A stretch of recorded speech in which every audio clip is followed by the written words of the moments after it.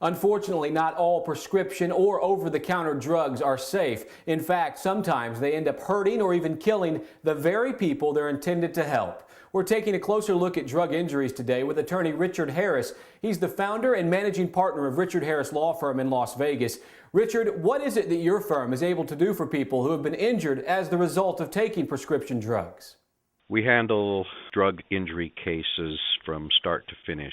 Some of the cases involve minor injuries where there's been maybe a small mistake by a local pharmacy where perhaps the wrong dosage was given.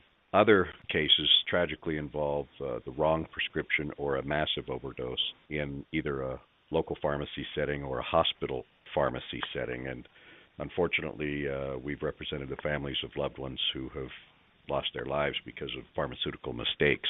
And Richard, how is it you believe your firm handles these cases differently than other firms? Well, I think just experience is probably the one thing that sets us apart.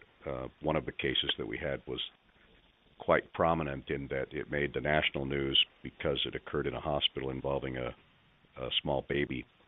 And through the efforts of our office and the willingness of the family to be spokespersons for the increased level of safety for pharmacies, we believe that we made a difference in increasing the level of awareness and safety in hospital pharmacies throughout the country.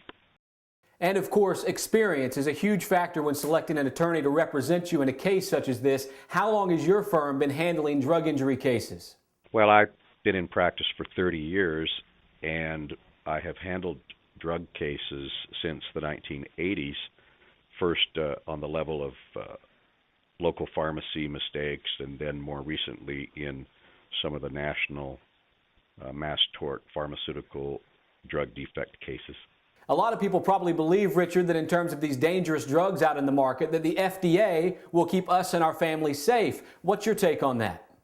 Unfortunately, the FDA is not going to be the safety police for every type of drug or every type of reaction or bad result that may happen. The FDA does a good job at a preliminary screening level. However, a lot of the drugs that have been taken off the market because they were hazardous have been as a result of litigation by trial attorneys rather than by a recall imposed by the FDA. And that's Richard Harris, the managing partner and founder of Richard Harris Law Firm in Las Vegas. Reporting for the eXp News Network, I'm Josh Talkington.